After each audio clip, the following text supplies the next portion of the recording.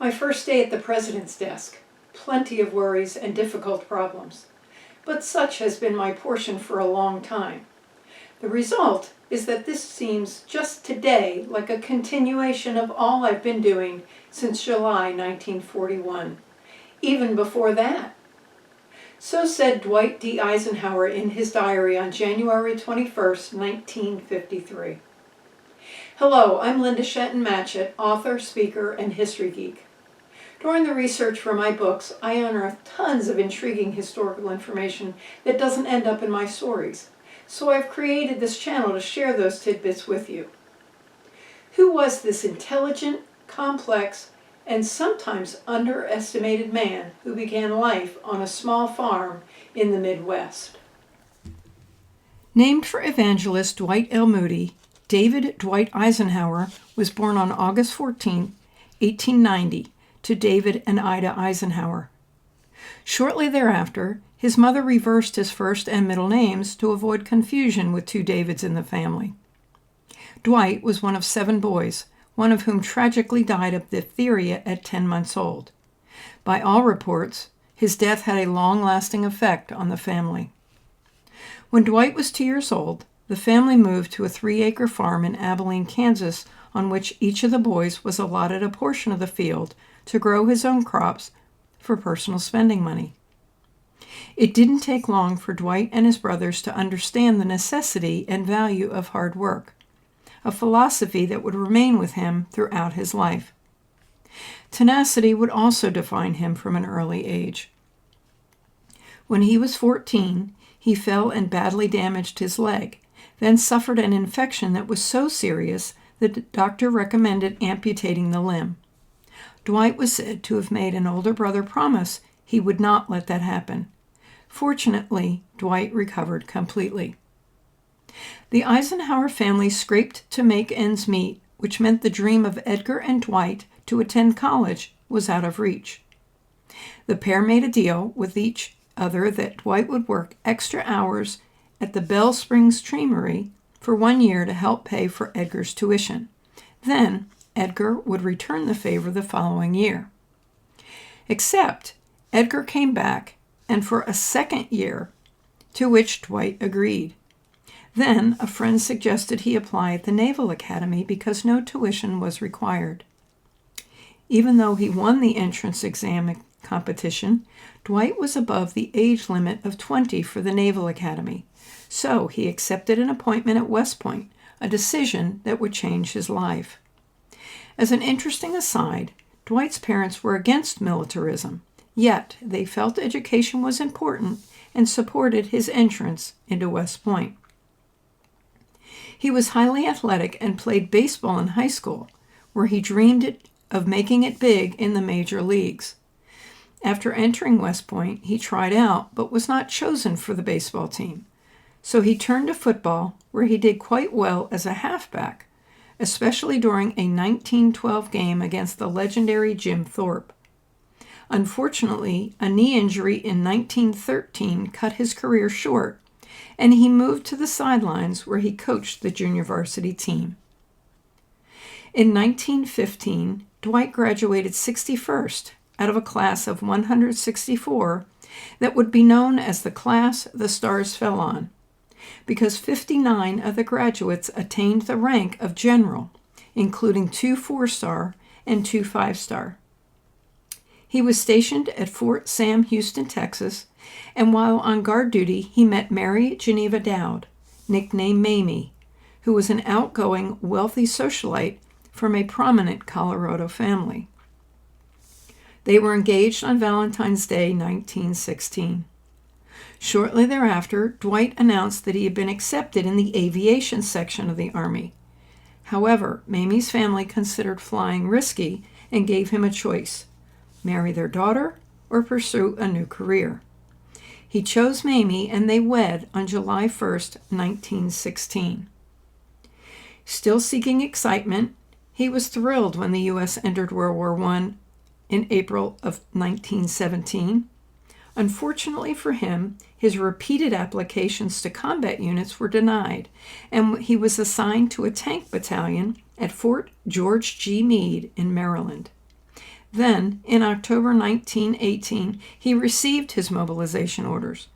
But before he left, the armistice was signed and the war ended on November 11, 1918, with the Treaty of Versailles being signed the following June.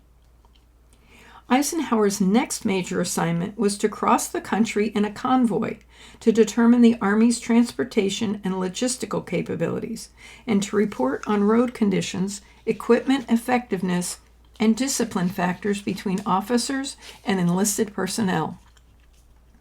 This mission, combined with his experiences during World War II, was no doubt the impetus for the Federal Aid Highway Act he signed as president 35 years later. Until that time, individual states were responsible for establishing and maintaining roads, and not all states were easily connected by well-maintained roads. Officially known as the Dwight D. Eisenhower National System of Interstate and Defense Highways, the roads now connect every major highway city in the U.S.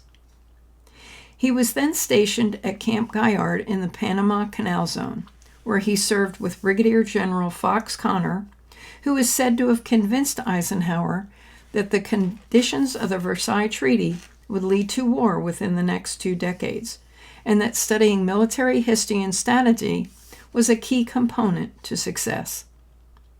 The assignment was followed by his attendance at the Command and General Staff College at Fort Leavenworth, Kansas, and then the Army War College in Washington Barracks, Washington, D.C., now Fort Leslie J. McNair.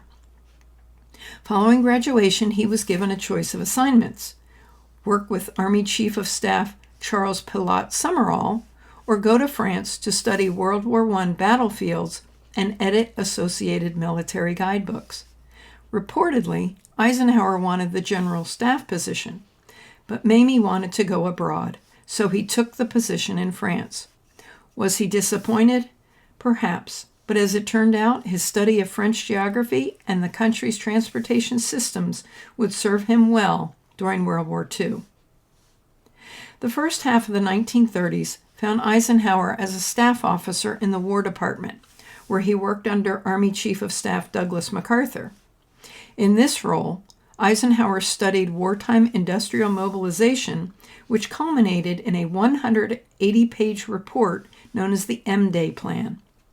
Accompanying MacArthur to the Philippines, Eisenhower's assignment was then to develop the Philippine Army. However, the country's small defense budget and his disagreements with MacArthur created difficulties in providing the necessary training and equipment. Animosity took hold, and their mutual enmity followed them through the rest of their lives, as evidenced by many incidents through the course of World War II. In 1939, Eisenhower was back in the U.S., where he was a commanding officer of 1st Battalion, 15th Infantry Regiment at Fort Lewis outside Tacoma, Washington. He enjoyed his time as CO and was later quoted as saying the assignment, quote, fortified my conviction that I belonged with the troops. With them, I was always happy, end quote. This would become apparent during the days leading up to D-Day, when he met personally with the troops prior to their deployment. He had several assignments in quick succession. First, as executive officer to General Thompson, commander of the 3rd Division, then as Chief of Staff under General Joyce for the newly activated 9th Corps, followed by Chief of Staff for General Kruger of the 3rd Army, during which he was part of the Louisiana maneuvers, a massive training exercise that ended in victory for the 3rd Army. A few months later, after the attack at Pearl Harbor, Eisenhower was made Deputy Chief of the War Plans Division in Washington, where he was responsible for coordinating the defense of the Philippines. In February 1942, he was made Chief of the War Plans Division and promoted to Major General. He continued to impress his superiors with his planning and strategy capabilities, and after recommending General McNarney to lead American forces in Britain, Eisenhower himself was chosen instead, and in June 1942 was officially appointed commander of the European Theater of Operations. The following month, he was promoted to lieutenant general, and 4 months later named commander-in-chief, Allied forces in North Africa. In February, his responsibilities increased to include the Mediterranean basin. He was given his 4th star. Then, after the Axis powers lost North Africa, he was put in charge of the invasions of Sicily and the Italian mainland. By the end of September 1943, those were behind him, and Roosevelt decided that Eisenhower would be Supreme Allied Commander in Europe, and by February 1944, he was made Supreme Allied Commander of the Allied Expeditionary Force, and as such was placed in charge of planning and executing the Normandy invasion in June of that year. He received his 5th star when he was promoted to General of the Army in December, and maintained the position through the end of the war, and had command of all operational Allied forces and administrative command of all U.S. forces on the Western Front north of the Alps. Known as a brilliant strategist and tactician, he was also highly skilled in diplomacy, proven by his dealings with difficult subordinates such as MacArthur and allies such as Prime Minister Churchill, Field Marshal Montgomery, and General de Gaulle. Despite regular disagreements with Churchill and Montgomery about strategy, he managed to maintain good relationships with the men. It is said Eisenhower saw humor as an essential tool for leadership and team cohesion, and that laughter helped navigate roadblocks. His most famous quote on the subject is, quote, "A sense of humor is part of the art of leadership, of getting along with people, of getting things done," end quote. He was also highly respected by the rank and file. 2 examples were given by multiple sources. The Italian island of Capri was designated for officers only to enjoy rest and relaxation. And when Eisenhower felt out, he demanded equal opportunity be given to the enlisted men, saying, "This is supposed to be a rest center for combat men, not a playground for the brass." The second example exhibited his leading by example. Food and cigarettes were rationed among the troops, and if a soldier ran out, he'd have to wait until the next supply of rations arrived. Eisenhower held himself to the same standard, and when he ran out, he'd roll his cigarettes rather than use rank to obtain more. In May 1945, the war with Germany was over, and Eisenhower was appointed military governor of the American-occupied zone in Germany. When he discovered the concentration camps, he ordered camera crews to document evidence for the Nuremberg trials. Understanding that not all German soldiers were Nazis, he reclassified POWs as disarmed enemy forces, then brought in 400,000 tons of food for civilians and arranged for medical equipment and supplies. In November, he was sent back to the States and given the role of Army Chief of Staff. 3 years later, he became president of Columbia University until becoming the 34th president of the United States. When inaugurated, Eisenhower was the 3rd commanding general of the Army to serve as president after George Washington and Ulysses S. Grant. Like with his troops, Eisenhower knew the importance of maintaining relationships, and he used the media extensively, holding almost 200 press conferences as a way to directly communicate with the American people. He also brought an end to the Korean War after only 7 months in office. As mentioned earlier, he instituted the interstate highway system and expanded Social Security. He created the National Aeronautical and Space Administration, which President John F. Kennedy would later expand after committing to landing an astronaut on the moon and bringing him home safely by the end of the 1960s. Eisenhower also established stronger science-based education by implementing the National Defense Education Act. He removed Joseph McCarthy from power, putting an end to the senator's witch hunt for communists, and during the last 2 years of his presidency, Eisenhower traveled to 27 countries, promoting peace and working to improve relations with the Soviet Union. Unfortunately, A U.S. U-2 spy plane was shot down over Russia just before the planned meeting between the two men and reignited the Cold War on both sides. The tail end of his terms saw Alaska and Hawaii be admitted to the Union as the 49th and 50th states, respectively. With one small exception, the 8 years of Eisenhower's presidency saw great economic prosperity. His prodigious memory and ability to focus not only served him well during his military career, but in his personal pursuits as well. By all reports, he was excellent at cards, especially poker and bridge, and Saturday night bridge games became a regular event during his presidency. Zane Grey novels were his favorites, and while at Columbia, he took up oil painting after artist Thomas E. Stevens painted a portrait of Mamie. Eisenhower's images were mostly landscapes, but he did complete portraits of Mamie and his grandchildren, Field Marshal Montgomery, and Presidents Washington and Lincoln, completing more than 250 pieces. After the war, he received numerous international and foreign awards, including the Croix de Guerre and Legion of Honor from France, and the Order of Merit and Order of Bath from Britain. 20 universities, including Oxford, Harvard, Johns Hopkins, Yale, and Dartmouth, bestowed honorary degrees on Eisenhower.